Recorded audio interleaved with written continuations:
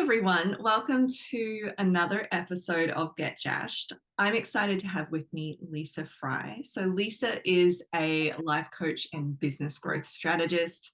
She helps female business owners who feel stressed, overworked, oh boy, don't we all, and disconnected from their personal lives, create businesses and lives that they love. And Lesa is very gratefully here to share a bit of her journey. So thank you so much for joining me.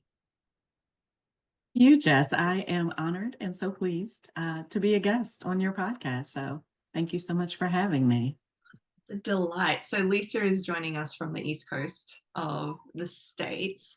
I wanted to start by asking, and we were kind of referencing this beforehand anyway, but I wanted to start by asking what was the beginning of your work journey? I don't know whether you want to call it a career, because there's so many different careers within a career now. But what started you? Yeah, so it starts many moons ago. So when I was younger, matter of fact, my girls were no, I'm going to go before then. So I was in corporate America for I don't even know how many years, but it got to a point where I had reached the ceiling.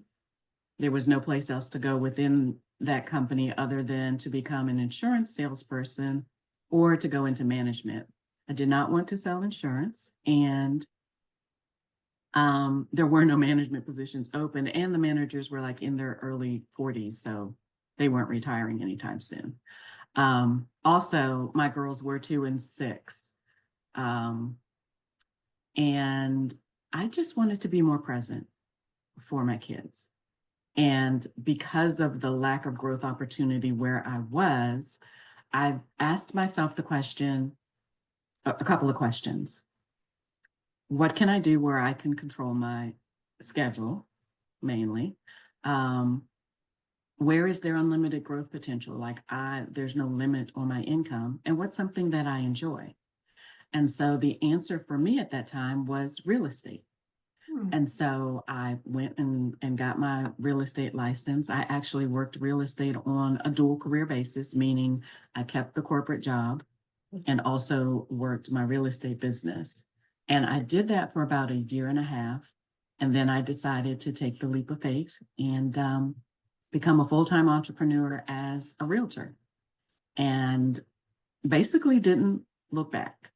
I worked very hard that first year as a realtor, and actually sold 41 houses the very first year, was Wow. the top agent in my office, and received the company's highest award, which I think at that time was Centurion or something like that. And so it was great. It was great. What I will say about it, though, was yes, I worked hard. I made the money. I achieved the goal, but I didn't like the way I did it. I felt like I worked 24/7. Oh, And I felt honestly like I had missed a year of my girls' lives. And that was unacceptable to me because family has always been the number one priority. So I had to make some changes and some shifts, and I did that.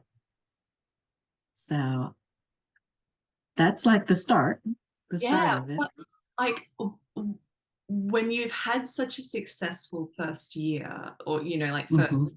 half or first section of time, was it scary to make those changes and shifts, even though you were following what was right, and obviously that's always right to do?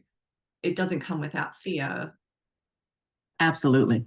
Because, and I can speak to this because I know, like, in the real estate industry, this is a lot of realtors' mindset. Like, I have to work, I have to be available to my clients 24/7.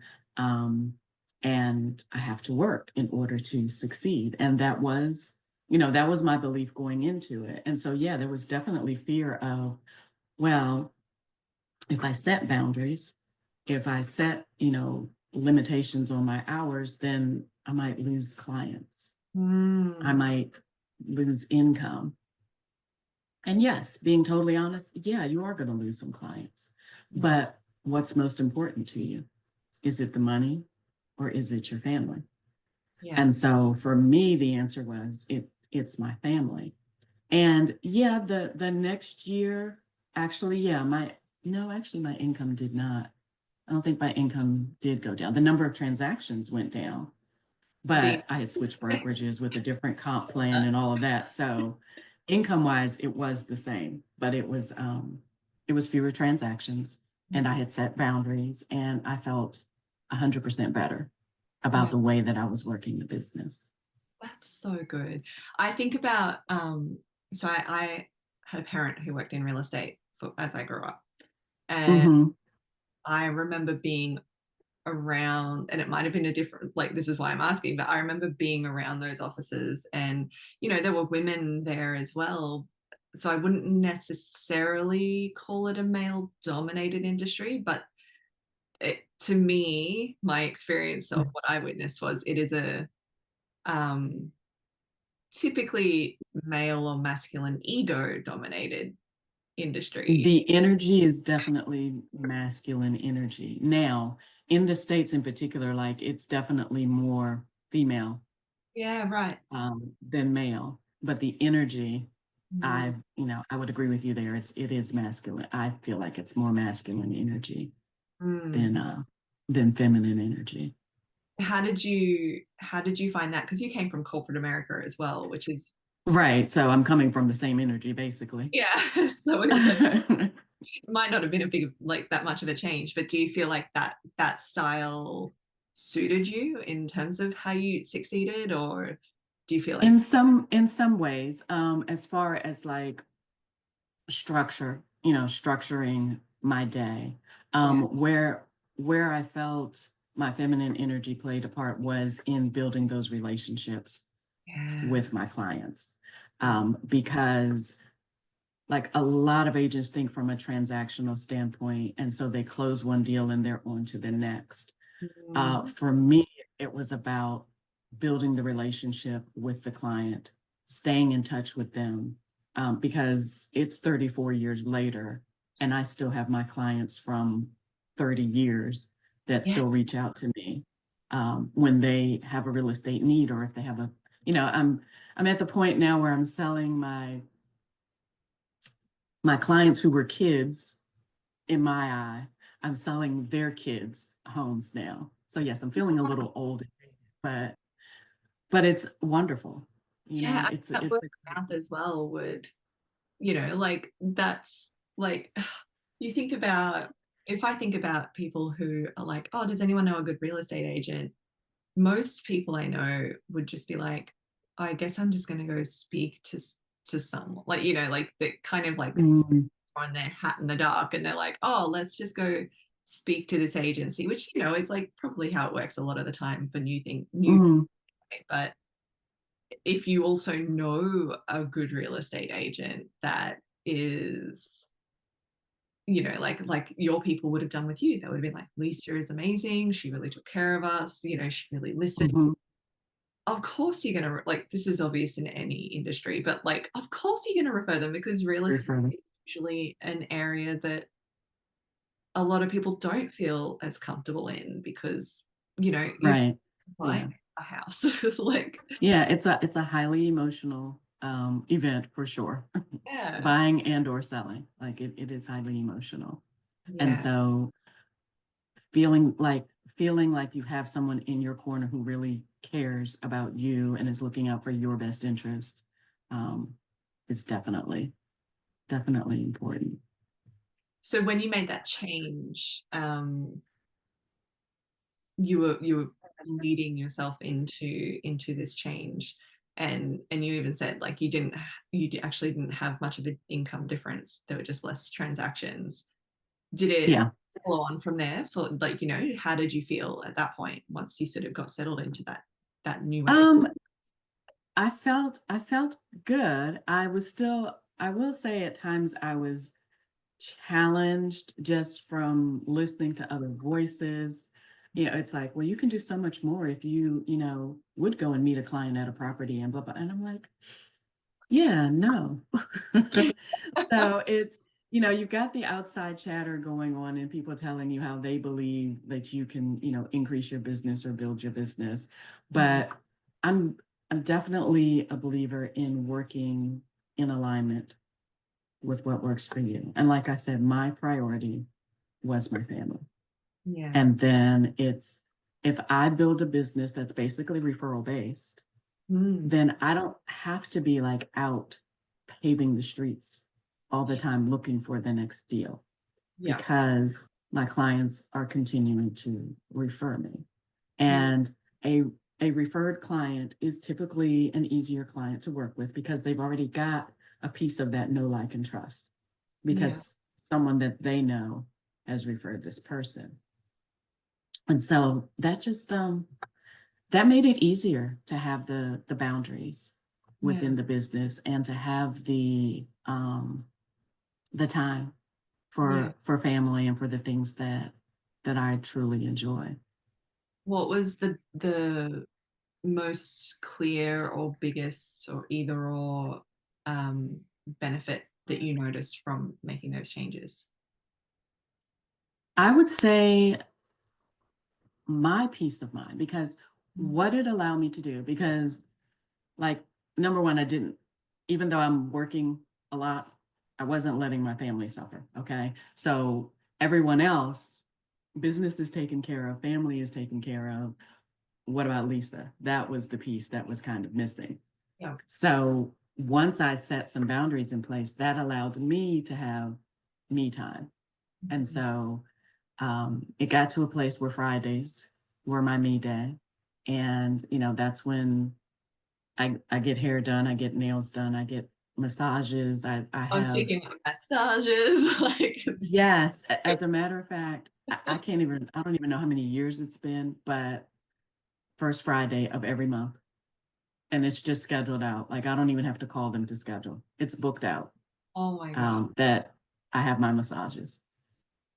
Oh, So those are the kind of things that I'm now able to do. If I want to go out with my girls, if they're not at work, or if I want to hang out with the grandkids for whatever amount of time, like, I have that freedom and that flexibility now, and still have the thriving business. it's so clear, even just hearing even just that part of your history. It's so clear how you would naturally speak to your clients now, like the ones that you coach and the ones that you support through their own feelings of Mm-hmm. because you not only have been through it, but you've also navigated the after fact. The you like Yeah. ever I was going to make an assumption just then, but I should ask, have you ever found yourself slipping back into the old ways over time at all, like at moments, or Not with real estate. yeah. Not with real Like, nope. estate. That's yeah, like that's solid, that's done. And I've kind of transitioned, like, I strictly am now in real estate, just working with my past clients and anyone that they refer me. And even for buyers, like, even if one of my past clients refers me a buyer, like, a lot of times now I'm referring that buyer out to another agent that I have a great relationship with, because I've launched my coaching business and that is my focus right now. And so whenever I take on a client, I want to make sure that I can give the best service possible. And working with buyers right now, like, I can't really give the level of service that I would love to give to a buyer. And so it's best for that client for me to refer them to an agent who can. So that's what I'm doing there. So just Yeah. strong boundaries the whole time. Like, no, Friday's my massage day or my whatever day, and that's Yeah. that's a really healthy way of. I got really like macro then of like just getting through life, like of it's a really Yeah. healthy way of. I talk about quality of life in my work a lot because it's like it comes Mm-hmm. to that. Mm-hmm. But it's a really healthy way of navigating what sounds like satisfaction in your work and fulfillment in your work and enjoyment in Fulfillment. yeah, Yes. fulfillment's the word. Yes. Yeah, and Yeah. and satisfaction and fulfillment and enjoyment of your life as well. Mm-hmm. It gets to, Mm-hmm. gets to be both, but in a way that Both and, yes. And hmm Yeah, I use that both and a lot. So like you said, in my coaching practice, I am working with female business owners who are feeling that stress, that overwork, and that disconnection. Um, and of course, I feel like I can coach very well on that because I've experienced it, I've gone through it. And so I'm definitely equipped to like help women work through that piece. So, and of course, I just lost my train of thought. Like, where was I going with that? I'm talking about the balance of fulfillment in work and then quality of life. Oh, I was talking about the both and. So helping women to understand, yes, you can have a highly successful, highly profitable business, and you can have a fulfilling and joyful life. So it's not either or, it's both and. And this, taking them through the process of this is how we do this. We do this by focusing first on, and this is like the platform of my business, loving yourself first. So that's like prioritizing yourself, the self-care, the self-acceptance, all of that. So just loving yourself first, because when we show up for ourselves, when we take care of ourselves, we're better for others. And then the next piece of that is learning to create balance and boundaries in your business and your personal life. Like scheduling your life first. What's most important to you? Schedule that in first, and then schedule your work around that. Mhm. And yes, that might mean that you're saying no to some things. No is a complete sentence. So Mhm. those things. And then the third pillar, because I know that business owners still want to build a successful business. So my third pillar is to level up your revenue. And so I'm teaching strategies on how to double and sometimes triple your revenue with little to no additional marketing spend and without adding additional hours to your day. Mhm. So that's the platform that I'm coaching on now in my private practice. And it makes such a it makes so much sense because more and more everyone, but especially women, but everyone is just busier and busier. Like the 40-hour work week wasn't designed to have two, like in a relationship, in a single household, it wasn't designed to have both people at work for 40 hours and still be able to cook and clean and caretake and enjoy and all of those things. Like, I don't have kids, and I struggle with that, where I'm like, I can't do so. Right. Like, it's such a, from what was a more glorified way of life a few decades ago or a couple of decades ago, is now, it needs that change, and it needs guides like you to help people find their way. And it's not even to give the middle finger to it, but it's just to be like, well, what if we felt better? Right. Right. um Yeah. I so you mentioned no is a complete sentence, which I love. It's I wanted to ask, there was a little question that popped up. Do you have a memory of when you first learned When I first learned to say no. that no is a complete sentence, or when you first learned to say no? Or is it sort of, Um, what comes to mind, which is like childhood, you yeah. know. Mom and dad say no, don't ask again. Like no, it's a complete sentence. Yeah. That's yeah, that's my first memory of that. I think, like, I don't know, I like that awareness because it's like, oh, we learnt these things, but sometimes we didn't always land on these things until we needed hmm as well. So Right. yeah, I like that was so. I wonder if that being so clear for you from childhood, whether you were conscious of it at the time or not, made it Right. a little bit easier um, to start to do that in your own work when you started to recognize things weren't balancing for you. Yeah, I'm sure. I'm sure that I'm sure that definitely played a role. Hmm. Yeah. Yeah. It's It really is about the first thought that just came to mind was just it's protecting your peace. Mm, Because when we first of all, when we say yes to something, we're also saying no to something else. And so what is that no that you're saying something else to? mm, And is that no that you're saying something else to the thing that you really enjoy, the thing that's fulfilling for you? And I know, especially as women, like we are naturally nurturers. We tend to be people pleasers as well. And so there's the guilt factor when we say no sometimes. And it's just looking at when you look at it from the point of, well, if I say yes to this, what am I saying no to? And so sometimes that helps to put it in perspective for you and helps to release that guilt that you may be feeling and telling someone else no.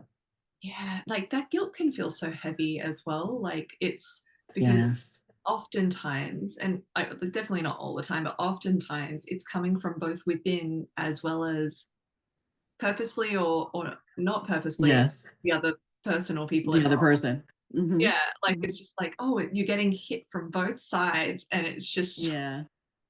how do I like, oh no, I'm trying to do my best, and it can feel so defeating sometimes, I think, Yeah. especially for women. And I know it's not exclusive to, but just because there's so many expectations of all of the different versions of ourselves that we need to Yes.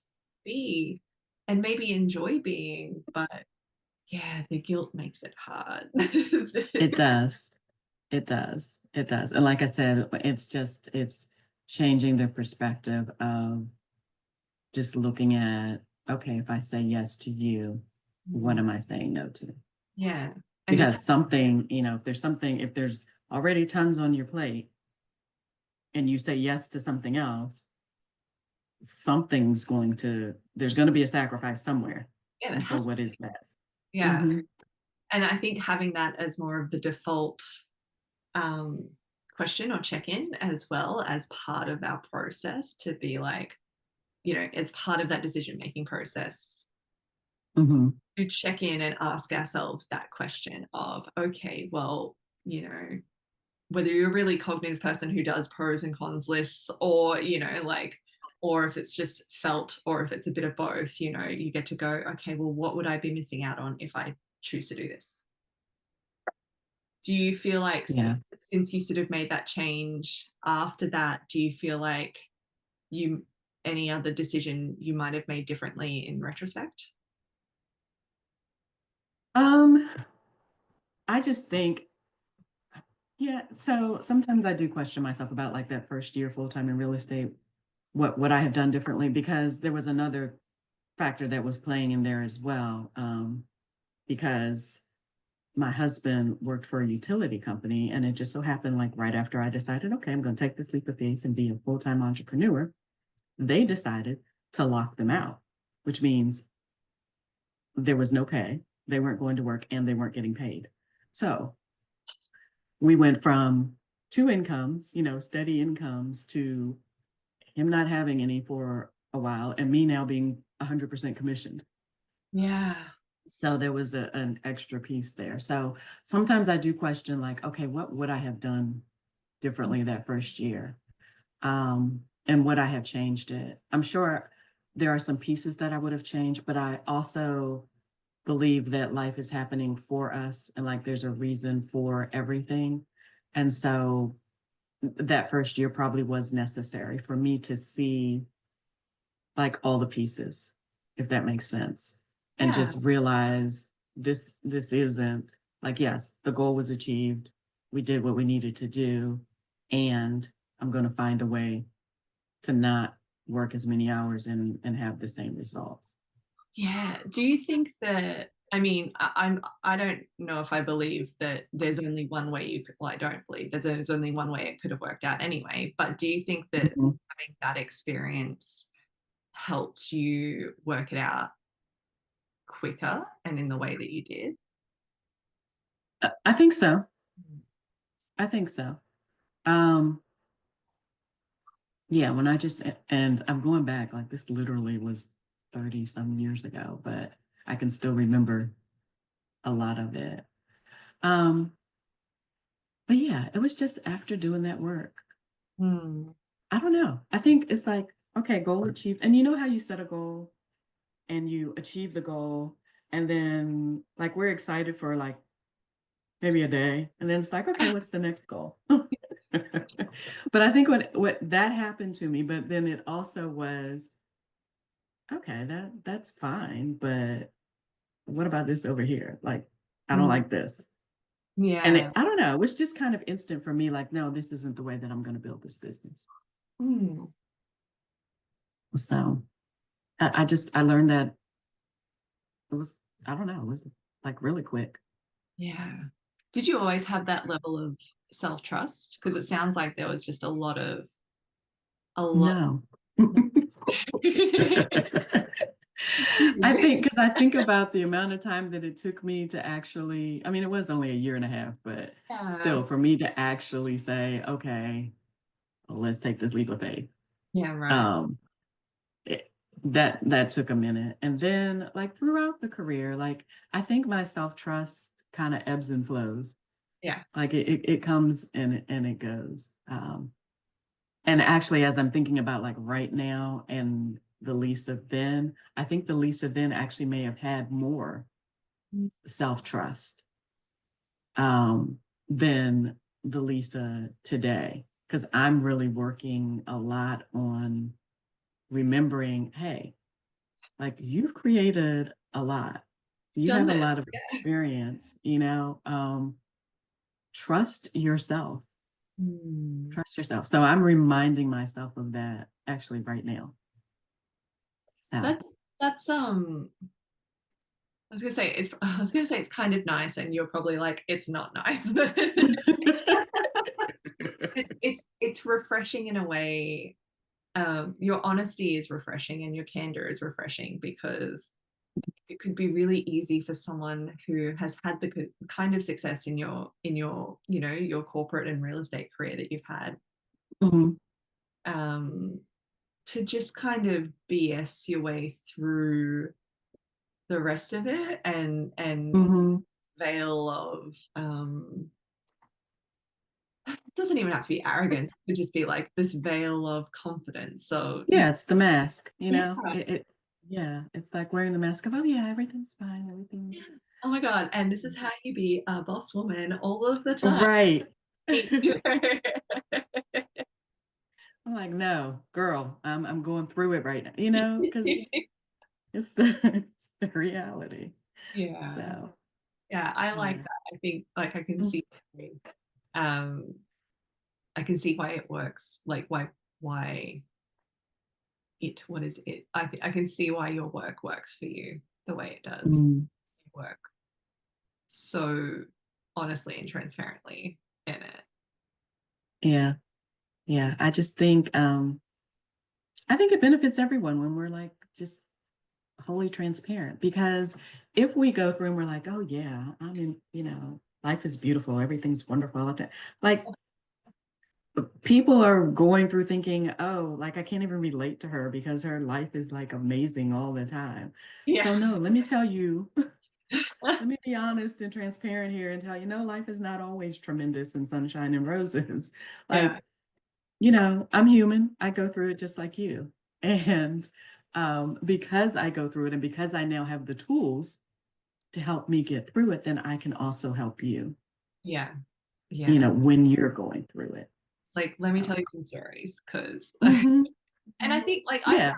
with my work, like when I have sort of presented or shared or trained and everything with clients, I like to lean not heavy on it, but I like when I'm telling some stories to give them context, I like Mhm. to lean just a little into like self-deprecation and not against me, but to show like as a demonstration to be like, I thought this Yeah.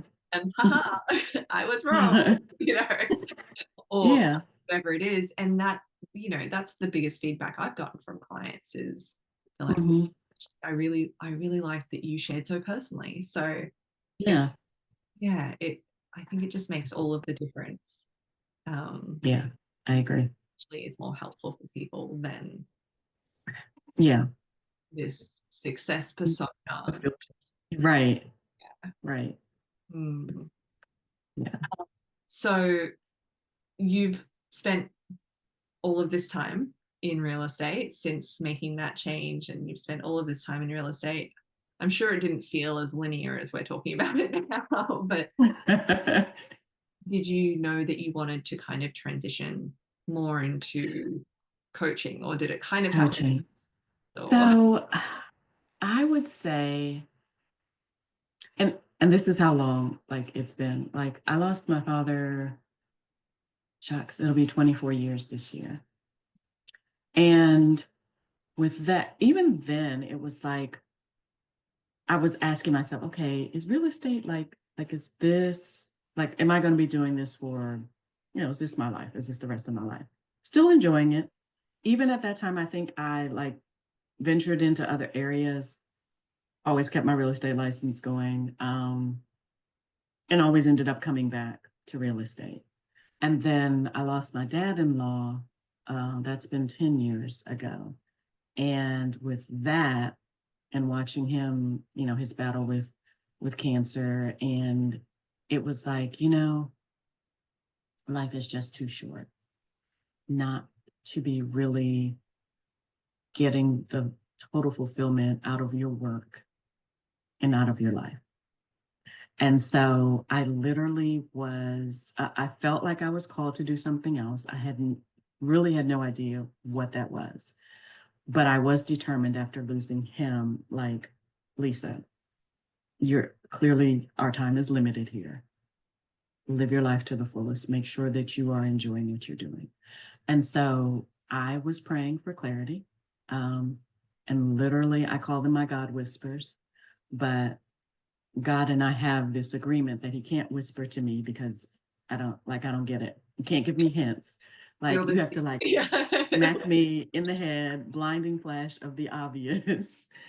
So even though I'm calling it a God whisper, it was pretty loud and clear. And it was middle of the night and it said, become a coach. Mm. And specifically, it said become a health coach. And at the time, I had no idea what a health coach was. Like Yeah. I was familiar with business coaching because I always had a coach in real estate. I always had a business coach. And at times I had a life coach as well. But I hadn't heard of health coaching.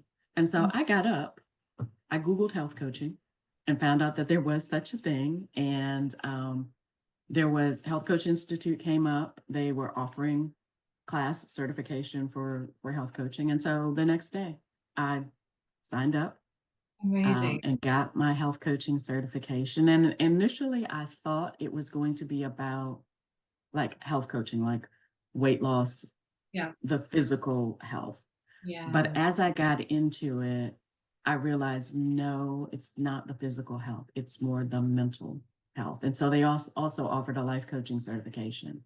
And so, and that's where it really became clear to me it's the life coaching piece, it's Mm. the mindset piece for me. And so that's how I got started in coaching. And it just so happened the real estate brokerage I was with at the time, they were looking for a productivity coach. And he was like, didn't you just tell me you had your coaching certification? Like, yeah. And so that's how I started. I started with business coaching for realtors with that brokerage. They called it productivity coaching. And that was, teaching agents how to get their businesses off the ground, Yeah. which is fine. It was teaching them, strategies, all of that. But then I got to the point where it's like, okay, I don't just want to be teaching on strategy and this is how you write a contract and blah.